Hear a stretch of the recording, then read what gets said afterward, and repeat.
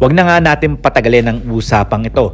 Barangay Ginebra at ang SMB naglaban na nga para sa Game 6 at pinagtatalunan na nga kung aabot pa nga sa Game 7. Well, alam niyo ba, ang sinabi ng import ng SMB na paaabutin nga daw nila hanggang Game 7 pero hanggang sa ngayon nga hindi nga nila kayang patunayan yan at syempre tinalo na sila ng Barangay Ginebra sa Game 6 at tuluyan na nga papasok sa finals ang Gin Kings. Well, mainit-init ngang balita na alam naman natin na si RJ Abarrientos ay isa sa nagbigay at nagpahirap sa SMB at syempre tuluyan na nga nilang pinataob ang kanilang sister team. Well, syempre marami pa ngang pagdadaanan ang Barangay Ginebra dito dahil malakas-lakas ang kakalabanin nilang TNT Katropa dahil alam naman natin na ang TNT tinalo sila noong panahon nila Mikey Williams sa may import din. Well, normal lang yan at alam din naman natin na babawi ang Barangay Ginebra dito dahil lahat ng tumalo sa kanila noong last season nabawian na nila yan.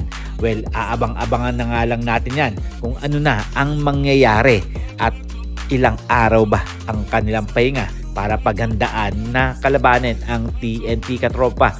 Pero mga pare ko siguro para sa Ginebra talaga to dahil alam naman nila na kakayanin nila ang SMB dahil nakuha na nga ni Coach Tim Cone kung ano ang dapat gawin, kung anong mga adjustment, kung kailangan ba ng depensa o kailangan ba ng opensa para matalo nila ang kanilang sister team. Pero alam nyo ba, iba rin ang laruan ng TNT Katropa dahil alam naman natin na marami ng kampyonato na nagawa ang TNT at hindi basta-basta to dahil nga nandyan si Jefferson na talagang iniiwasan ng Barangay Ginebra.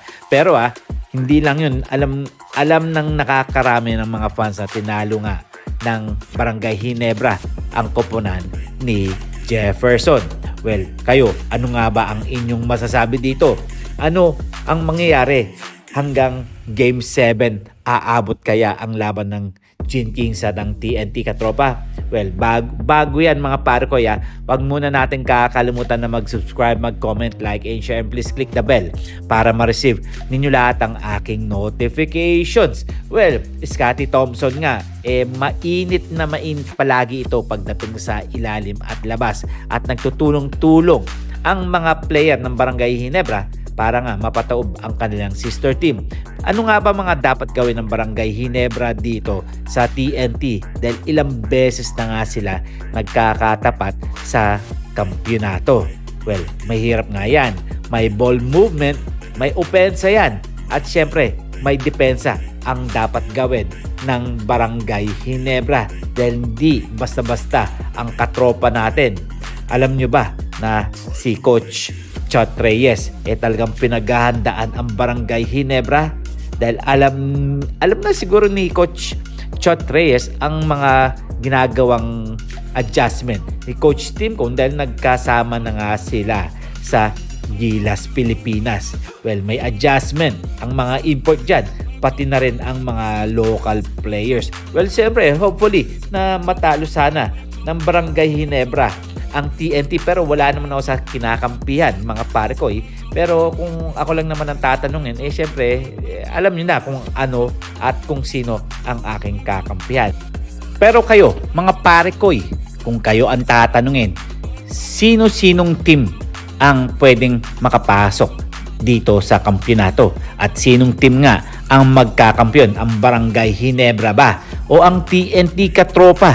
Dahil nga ang dalawang team na to nagdaan nga sa butas ng karayom katulad ng Barangay Ginebra sa San Miguel Beerman pati na rin ang TNT Katropa sa Rain or Shine. Well, syempre, good luck na lang sa kanila at bahala na kung sino ang mananalo sa kampyonato. Pero sa ngayon kailangan muna nila magpahinga parehas na team na yan para syempre mapaghandaan nila ang isa't isa. So hanggang dito na lang tayo. Huwag natin kakalimutan mag-subscribe, mag-comment, like, and share, and please click the bell para ma-receive ninyo lahat ang aking notifications. So see you for my next video. See you for my next vlog. God bless.